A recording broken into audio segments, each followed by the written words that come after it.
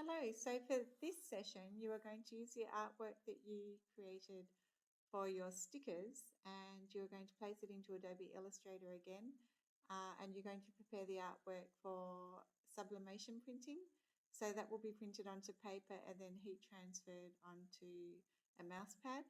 So we have the artwork set up to a specific size with a small amount of bleed so that the entire area of the mouse pad is covered with the artwork. So I will get you started with that. So file new. So the size is 225 millimeters wide by 185 millimeters high. So just click on create and then file place to import the previous illustration.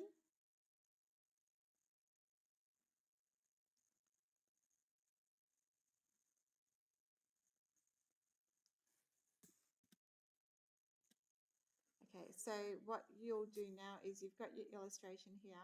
I'm going to transform. I want to make the size of the circle 150 by 150. So I go up to transform. So align, I can align it in the center of the page and make sure it's perfect just by going up the top here to align and selecting horizontal align and vertical align center.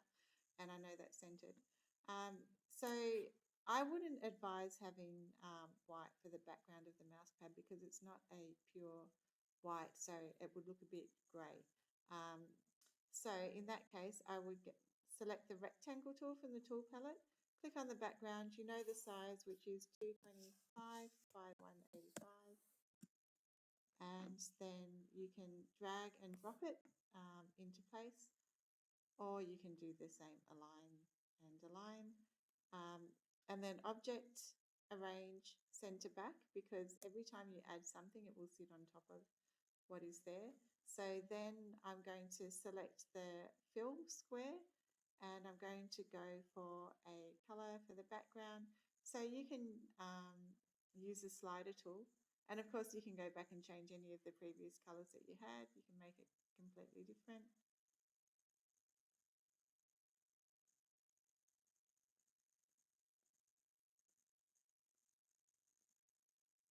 And this artwork, by the way, was created by a student who attended the tech school. So we can go with something like that. And so to save for output, it's just File, Save As, Mousepad, or you can give it your name. And as a JPEG, which that's not right, it is actually File Export as a JPEG. So Mousepad, JPEG, Export.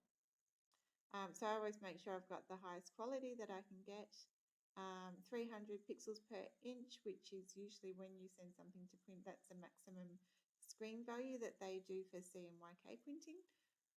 So just select OK, and now you have that ready to print. So you will just take that to the sublimation printer and print it off, and then follow the process to heat press it onto the material. Good luck with that.